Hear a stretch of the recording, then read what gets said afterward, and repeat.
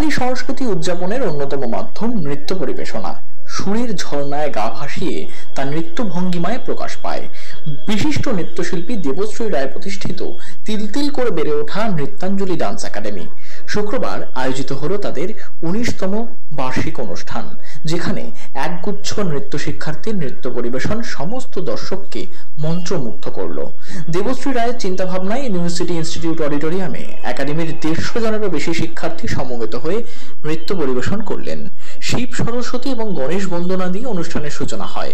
এরপর রবি ঠাকুরের সৃষ্টির উপরে পরিবেশিত শিশু এবং কিশোরদের নৃত্য আকর্ষণীয় হয়ে ওঠে।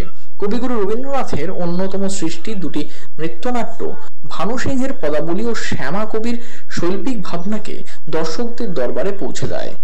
শ্যামা কোটাল প্রহরী ও সখীদের ভূমিকায় নৃত্য পরিবেশন ছিল আকর্ষণীয়।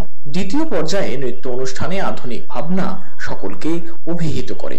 শাস্ত্রীয় নৃত্যের সঙ্গে লোকনৃত্য, সমকালীন নৃত্যের সংযোজনে কোরিওগ্রাফার শিল্পী দেবশ্রী রায় শিক্ষণ পদ্ধতি ও সৃষ্টিশীলতা এবং নৃত্য ভাবনার এক নতুন দিক উন্মোচন করে। মাত্র কয়েকজনকে নিয়ে শুরু নৃত্যাঞ্জলির 3টি শিক্ষণ কেন্দ্রে বর্তমানে 2 শতাধিক ছাত্রী বাঙালির সংস্কৃতি চর্চার ভাবধারাকে দেবশ্রী সযত্নে পালন করে চলেছেন। নৃত্যানুষ্ঠানের প্রাসঙ্গিক পোশাক, আলো, শব্দ, ব্যাকড্রপে জায়ান্ট স্ক্রিন, লাইভ সম্প্রচার, আধুনিক ব্যবস্থার সঙ্গে সঞ্চালকের সুমধুর কণ্ঠ অনুষ্ঠানকে প্রাণবন্ত করে তোলে।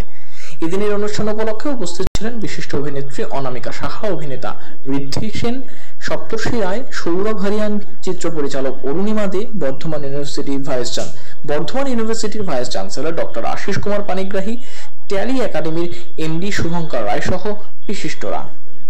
আমার তো খুব ভালো লাগছে। হ্যাঁ, এটা আমাদের মনে একটা দুর্গাপুজো, জানো তো, একটা দুর্গাপুজো করতে গেলে যেরকম 1 বছর ধরে তার কি করতে হবে না করতে হবে সবকিছু একটা কারুকৃতির দরকার হয়, সেরকম আমাদেরও কিন্তু এটা আমি মনে করি যে এটা আমার নাচের স্কুলের একটা পুজো, বার্ষিক অনুষ্ঠানটা।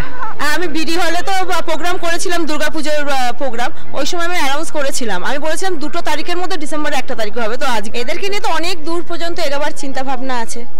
এরা তো ভারতনাট্যম করতে পারছে, এরা রাবিনজিক করতে পারছে, তোমরা তো নিজেরাই দেখলে একই মঞ্চস্থের উপরে ভানু সিংহের পদাবলী হলো, শ্যামা হলো। এবং ভানু সিংহের পদাবলী সব থেকে বড় ব্যাপার যেটা 2.5 বছরের বাচ্চা করেছে, ঠিক আছে, 2.5 বছরের বাচ্চা থেকে শুরু করে একদম 45 বছর পর্যন্ত ভানু সিংহের পদাবলী করেছে, এবং শ্যামাতেও তাই।